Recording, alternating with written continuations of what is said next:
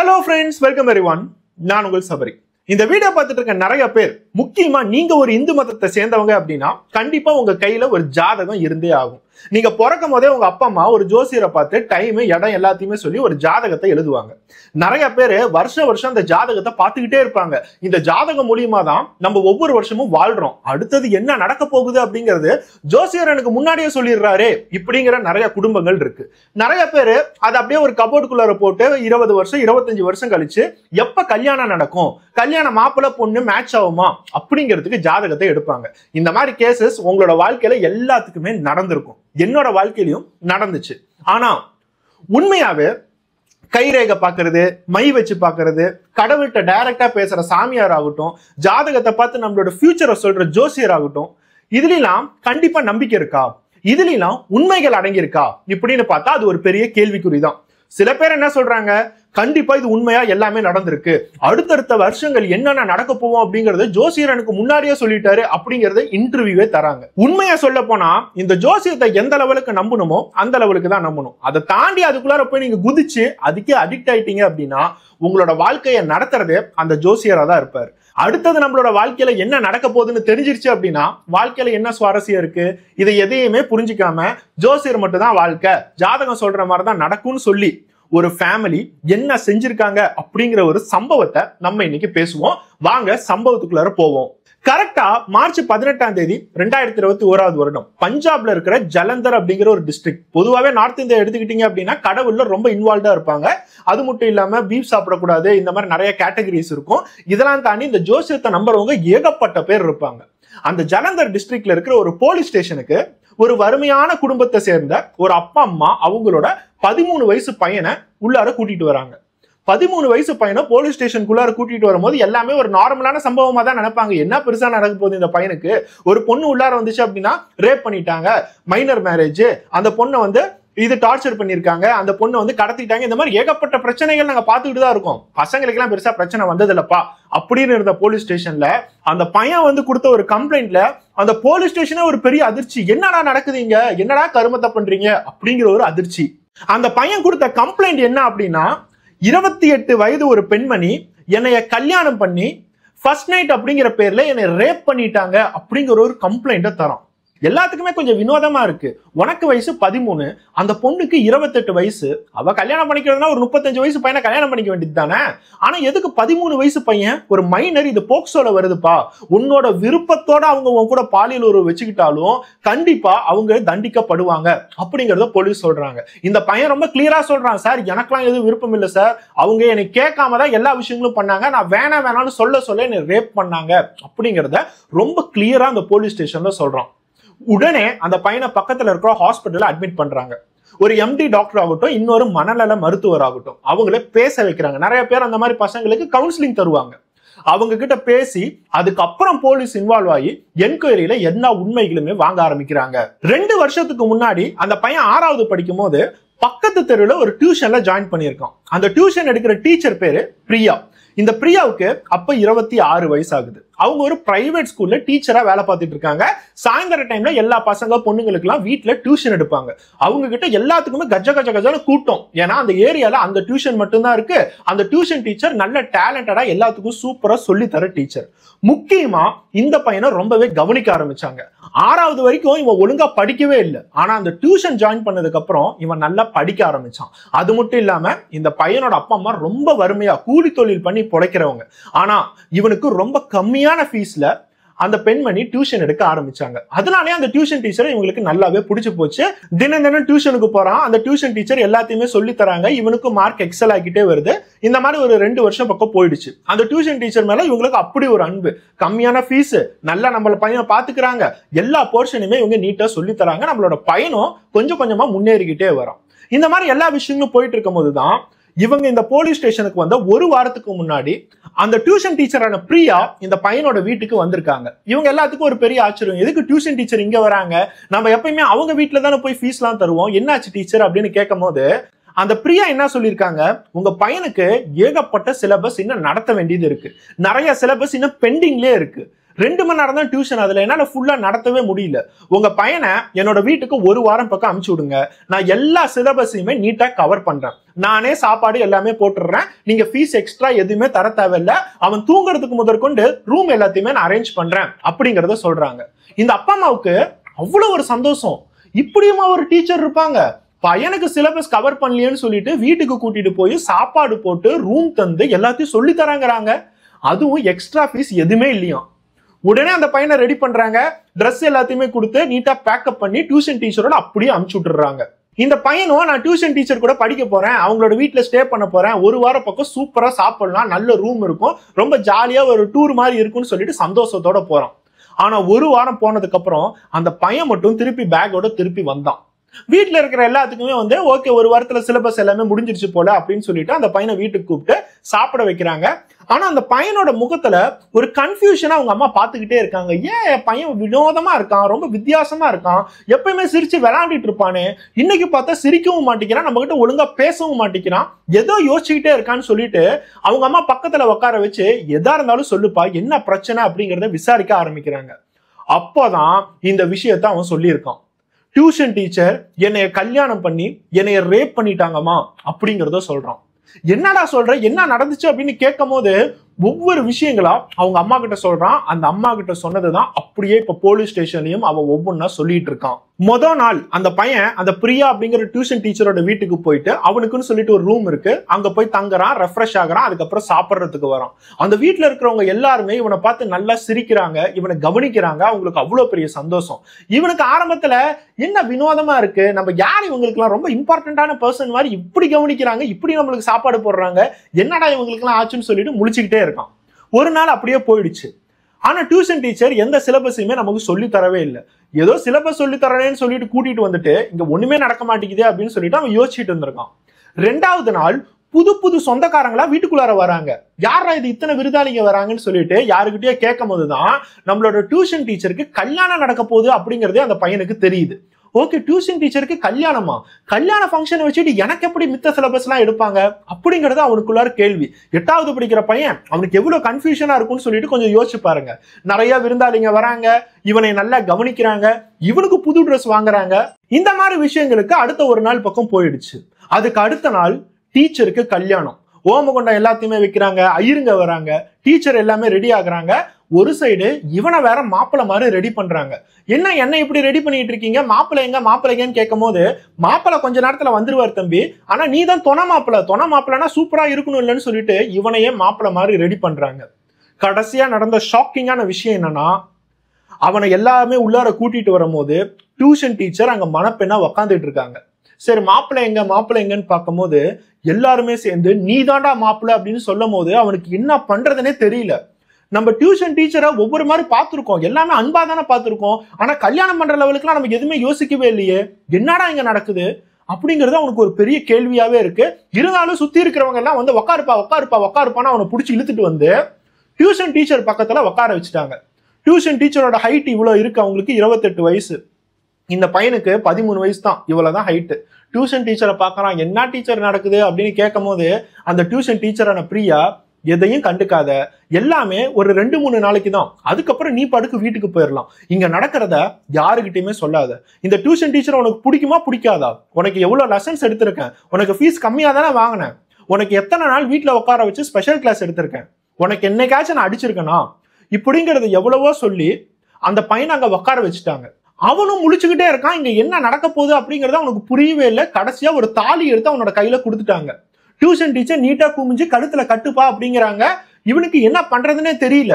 அவனோட கையை பிடிச்சி அவங்களே கொண்டுட்டு வந்து கட்டுன்னு சொல்லிட்டு கடைசியா அந்த பையனை கட்டவே வச்சுட்டாங்க. அந்த பையனுக்கு சுத்தி இருக்கிறவங்க எல்லாம் ஒரு பக்கம் திட்டுறாங்க, ஒரு பக்கம் முறைக்கிறாங்க, ஒரு பக்கம் டியூஷன் டீச்சர் பாத்துக்கலாம் நீ கட்டு அப்படிங்கிறாங்க. கடைசியா அந்த தாலியை போட்டு 3 முடிச்சு போட்டு முடிச்சுட்டான். அந்த இடத்துல கல்யாணம் நடந்துருச்சு. கல்யாணம் நடந்ததுக்கு அப்புறம் இவனும் சரி அந்த டியூஷன் டீச்சரும் சரி துணி எல்லாத்தையுமே கட்டிட்டு கையை பிடிச்சிட்டு 3 டைம் சுத்தி வராங்க. கல்யாணம் முடிஞ்சிருச்சு. 13 வயசு பையனை அந்த டியூஷன் டீச்சரான பிரியா 28 வயசாவது கல்யாணத்தை பண்ணிட்டாங்க. சரி கல்யாணம் தான் நடந்துச்சு, விட்டாங்களா? அன்னைக்கு நைட்டு ஃபர்ஸ்ட் நைட்டுக்கு அரேஞ்ச் பண்ணியிருக்காங்க, சாந்தி முகூர்த்தம். அந்த ரூம்குள்ளார போய் அந்த பையனுக்கு என்னன்னே தெரியல, நம்ம ஆரம்பத்துல ஃபர்ஸ்ட் நைட்னா என்னன்னு கேள்விப்பட்டிருக்கோம். உள்ளுக்குள்ளார பூ எல்லாம் டெக்கரேஷனோட இருக்கும், பால் கொண்டுட்டு வருவாங்க, இதெல்லாம் கேள்விப்பட்டிருக்கோம். ஆனா இப்ப டியூஷன் டீச்சர் கூட நம்ம ஃபர்ஸ்ட் நைட்னு சொல்லி உக்காந்துருக்கமேன்னு சொல்லிட்டு அவன் அப்படியே முழிச்சிட்டு இருக்கான். உள்ளுக்குள்ளார அப்படி ஒரு பயம். அந்த பையன்கிட்ட போன் கூட இல்ல, தன்னோட அப்பா அம்மாவை கான்டாக்ட் பண்றதுக்கான போனும் இல்ல. டியூஷன் டீச்சர் நம்ம கேட்க முடியாது, ஏன்னா யாருக்கும் தெரியாம சீக்கிரட்டா தான் நம்மள எல்லாத்தையுமே பண்ண வச்சிட்டு இருக்காங்க. ஒரு 4-5 பேர் பக்கம் அந்த பையனை கவனிச்சுக்கிட்டே இருக்காங்க. எங்க வீட்டை விட்டு ஓடி போயிருவானோ, வீட்டை விட்டு ஓடி போய் எல்லாத்துக்கிட்டுமே சொல்லிடுவானோ அப்படிங்கறத கவனிச்சுக்கிட்டே இருக்காங்க. அந்த இடத்துல சாந்தி முகூர்த்தமும் நடந்திருக்கு. அந்த டியூஷன் டீச்சரான பிரியா எப்படி செய்யணும், என்னென்ன செய்யணும்னு அந்த 13 வயசு பையன்கிட்ட சொல்லி சொல்லி எல்லா விஷயங்களுமே செய்ய வச்சிருக்காங்க. வேணாம் டீச்சர், எனக்கு பிடிக்கல, தயவு செய்து விட்டுருங்கன்னு கேட்கும் போதும் அந்த டியூஷன் டீச்சர் ரேப் பண்ணியிருக்காங்க. இதெல்லாம் எதுக்காக நடக்குது? நம்ம அப்பா அம்மாவுக்கு தெரியுமா? நம்ம அப்பா அம்மா ஒருவேளை நம்மளை வித்துட்டாங்களா? இந்த மாதிரி ஏகப்பட்ட கேள்வி அந்த பையனுக்கு.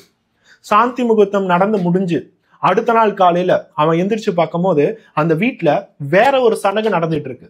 அதே டியூஷன் டீச்சரை உட்கார வச்சு சுத்தி எல்லாருமே வெள்ளை சாரி கட்ட வச்சு, குங்குமத்தை அழைச்சு, வலையில உடைக்க வச்சு, ஒரு கணவர் இறந்துட்டாரோ என்ன பண்ணுவாங்களோ அந்த விஷயங்கள் எல்லாத்தையுமே பண்ணிட்டு இருக்காங்க. இப்ப அந்த பையனுக்கு மனசு ஃபுல்லா பயம், நம்மளே கொல்ல போறாங்க போல, டியூஷன் டீச்சர் வேற விதவையாக்கிட்டு இருக்காங்க, இவங்களை விதவையாக்குறாங்க அப்படின்னா நம்மளை கொன்றுவாங்களான்னு சொல்லிட்டு அவன் கண்ணுல இருந்து தண்ணீர் வர ஆரம்பிச்சிருச்சு. அவன் அழுவ ஆரம்பிச்சுட்டான். அங்க இருக்கிறவங்க எல்லாரும் கவலைப்படாதப்பா, இதெல்லாம் ஒரு சடங்கு தான், இன்னும் கொஞ்ச நேரத்துல உங்க வீட்டுக்கு போயிடலாம்னு சொல்லிட்டு ஒரு வாரத்துக்கு அப்புறம் அந்த பையனை நீட்டா மோட்டிவேட் பண்ணி, இங்க நடந்தது யார்கிட்டயுமே சொல்லாதப்பா, இது எல்லாமே ஒரு சடங்கு தான், எல்லாமே உன்னோட டியூஷன் டீச்சர் நல்லதுக்கு தான், நீ ஒரு நல்ல விஷயங்கள் தான் பண்ணிருக்க அப்படிங்கறத மோட்டிவேட் பண்ணி பிரெயின் வாஷ் பண்ணி அவங்க வீட்டுக்கு அனுப்பிச்சுட்டு இருக்காங்க. அதனாலதான் அவன் வீட்டுக்கு வந்தோன்னே முழிச்சுக்கிட்டே இருந்திருக்கான். என்ன பண்றதுன்னு சொல்லிட்டு ஒரு கன்ஃபியூஸ்டா இருந்திருக்கான். அவங்க அம்மா கேட்கும் போது இந்த எல்லா விஷயங்களும் சொல்லியிருக்கான். அவங்க அம்மா அவனுக்கு தைரியத்தை தந்திருக்காங்க. நான் போலீஸ் ஸ்டேஷனுக்கு உன்னை கூட்டிட்டு போறேன், என்ன நடந்துச்சோ அப்படியே சொல்லு அப்படிங்கிற தைரியத்தை தந்திருக்காங்க. அந்த போலீஸ் ஸ்டேஷன்ல மனநல மருத்துவர் வச்சு இந்த எல்லா விஷயங்களும் கேட்கும் போது ஒரு பக்கம் மனநல மருத்துவர் என்ன சொல்றாரு, இந்த பையனுக்கு கொஞ்சம் கவுன்சிலிங் செஷன்ஸ் எல்லாம் தரணும்.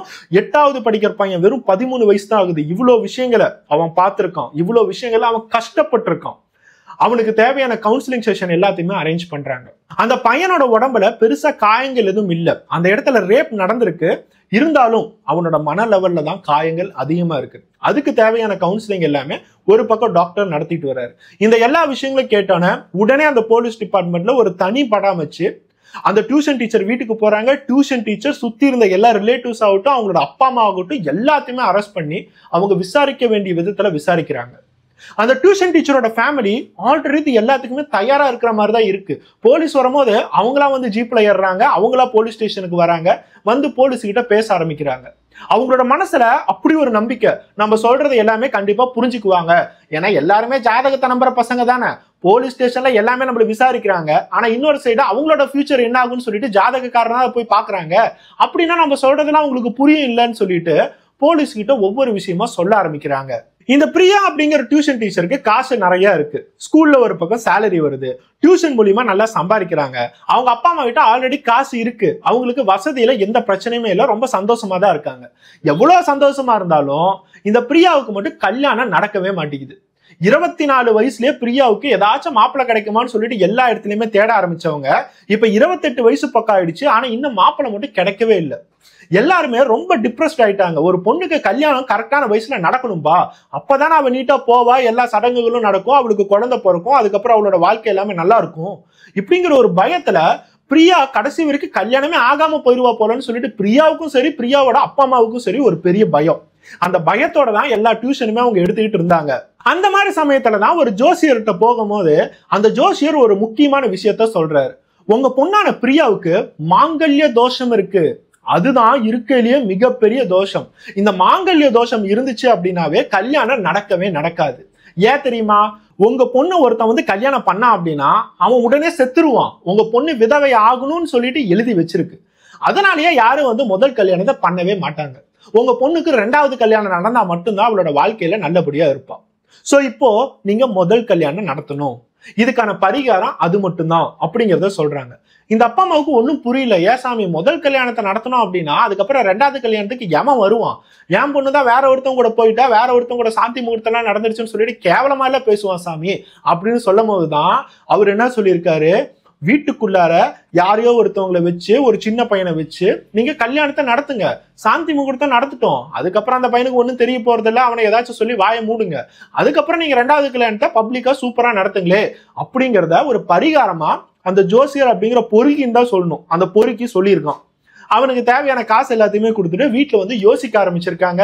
யோசிக்கும் போதுதான் இந்த பையனை அவங்களுக்கு கிளிக் ஆகுது. அந்த டியூஷன் டீச்சரான பிரியா இந்த பையனை பேசாம நான் கல்யாணம் பண்ணிக்கிட்டா, இந்த பையனுக்கு அப்பா அம்மா இருக்காங்க, அவங்க கிட்ட பெருசா காசு எல்லாம் இல்ல, அவங்க போலீஸ் ஸ்டேஷன் கூட போக மாட்டாங்க, போலீஸ் ஸ்டேஷனுக்கே போனாங்களாலும் அவங்க கோர்ட்டுக்கு போவாங்களா அப்படிங்கிறது ஒரு பெரிய கேள்விக்குறிதான்.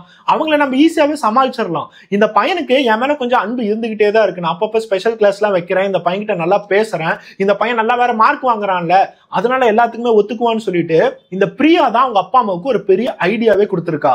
அதனாலதான் அடுத்த ஒரு வாரம் எப்படிலாம் பிளான் பண்ணுமோ எல்லாத்தையுமே பிளான் பண்ணி ரொம்ப க்ளோஸ் ரிலேட்டிவ்ஸ் மட்டும் கூப்பிட்டு, எந்தெந்த ரிலேட்டிவ்ஸ்ல ஜாதகத்தை நம்புவாங்களோ அவங்களை மட்டும் கூப்பிட்டு இந்த பையனை நீட்டா அவங்களுக்கே தெரியாம கிட்னாப் பண்ணிட்டு போய் கல்யாணத்தை பண்ணிருக்காங்க. சரி, கல்யாணத்தை பண்ணாங்க. எதுக்காக சாந்தி முகூர்த்தம்? ஒரு 13 வயசு பையன்கிட்ட பாலியல் உறவு வைக்கிறது தப்பு அப்படிங்கிறது அவளுக்கு தெரியாதா? அது போக்சோல வரும் அப்படிங்கிறது அவளுக்கு புரியாதா? ஆனா அந்த ஜோசியருங்கிற பொறுக்கி என்ன சொல்லியிருக்கான், கல்யாணம் அப்படிங்கிறது தாலி கட்டுறது மட்டும் இல்ல, ஓமகுண்டத்தை சுத்தி வர்றது மட்டும் இல்ல, கல்யாணம் அப்படிங்கிறது சாந்தி முகூர்த்தம் சேர்ந்ததுதான். அந்த கல்யாணத்தை பண்ணதுக்கு அப்புறம் இந்த 2 உடலும் சேர்ந்தா மட்டும்தான் இந்த கல்யாணம் பினிஷ் ஆகும். அதுக்கப்புறம் தான் அவ விதவையா ஆக முடியும். நீங்க கல்யாணத்தை தாலி மட்டும் கட்டிட்டு அப்புறம் பிச்சுட்டா விதவை ஆகிட முடியுமா அப்படிங்கறத அந்த பொறுக்கி சொல்லியிருக்கான். அதை நம்பிதான் இந்த 13 வயசு பையனை அந்த 28 வயது பெண்மணி ரேப் பண்ணியிருக்காங்க. எனக்கு இருக்கிற ஒரு டவுட் என்னன்னா, உண்மையாவே இந்த ஜோசியர் சொன்னதுனாலதான் அவ அந்த 13 வயசு பையனை ரேப் பண்ணாலா, இல்ல உண்மையாவே அவளுக்கு மனசுக்குள்ளார அப்படி ஒரு கேவலமான விஷயம் ஓடிட்டு இருந்துச்சா? ஒருத்தி ஆசை இல்லாம அந்த பையன்கிட்ட எப்படி சாந்தி முகூர்த்தத்தை நடத்த முடியும்? கொஞ்சம் யோசிச்சு பாருங்க. இதை எல்லாத்தையுமே கேட்டோன்னே அங்க இருக்கிற போலீஸ் டிபார்ட்மெண்ட்ல சில பேர் அந்த ஜோசியரை போய் அரெஸ்ட் பண்ணிருக்காங்க.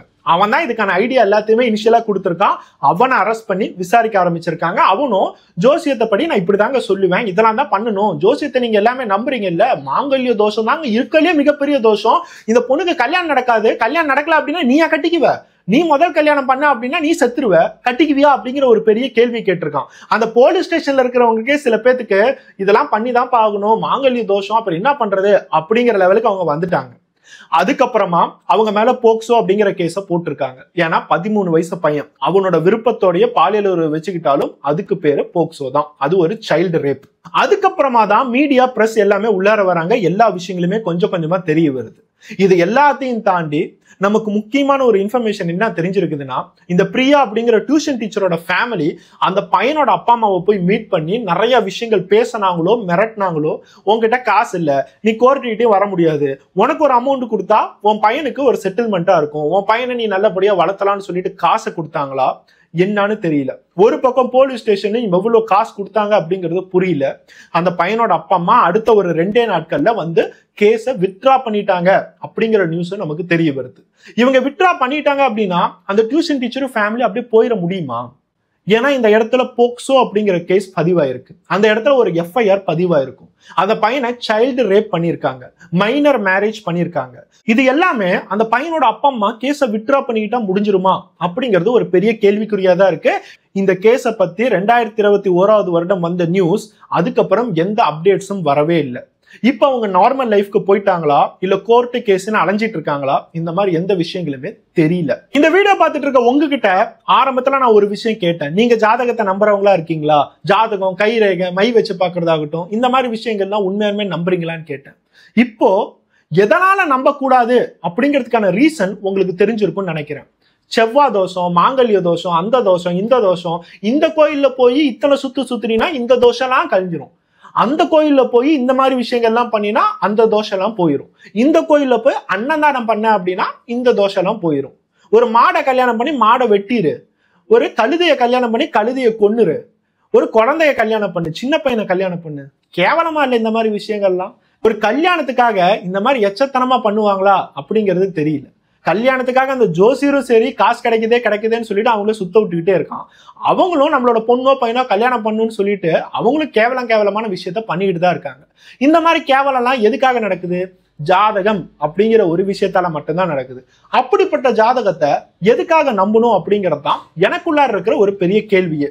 உங்களுக்குள்ள இருக்கிற கேள்வி என்ன அப்படிங்கிறத கண்டிப்பா கமெண்ட் பண்ணுங்க. இது எல்லாம் தாண்டி ஒரு 18 வயசுக்குள்ளார இருக்கிற மைனர் பொண்ணோ பையனோ அவங்களோட இஷ்டத்தோடயே அவங்க கூட நீங்க ஒரு பாலியல் உறவு வச்சுக்கிட்டீங்கன்னா அது போக்சோல தான் வந்து சேரும். அதுக்கு பேரு சைல்டு ரேப்.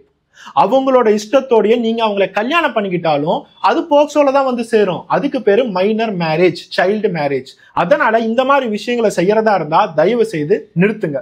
2025வது வருடத்துல வந்து என்ன சபரி பேசிட்டு இருக்க, இந்த மாதிரி விஷயங்கள்லாம் இப்ப நடக்கலையே அப்படின்னு யோசிச்சீங்கன்னா, போன மாசம் கூட நம்ம பாண்டிச்சேரியில இந்த மாதிரி ஒரு விஷயம் நடந்துச்சு. சென்னையில ஒரு டியூஷன் படிக்கிற பையன் தினம் ஒரு டியூஷன் டீச்சர் கிட்ட வந்து டியூஷன் படிக்கிறான். அந்த டியூஷன் டீச்சரோட தங்கச்சிக்கு 22 வயசு. இவனு 10வது படிக்கிற பையனா ஒரு 15 வயசு இருக்கும்.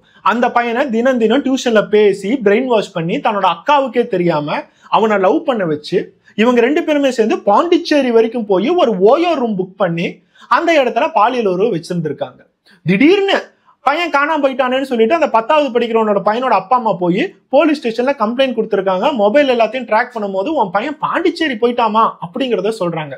பாண்டிச்சேரி போய் அந்த ஓயோ ரூம்ல பார்த்தா இந்த 22 வயசு பொண்ணு, அந்த இடத்துல 15 வயசு பையன்.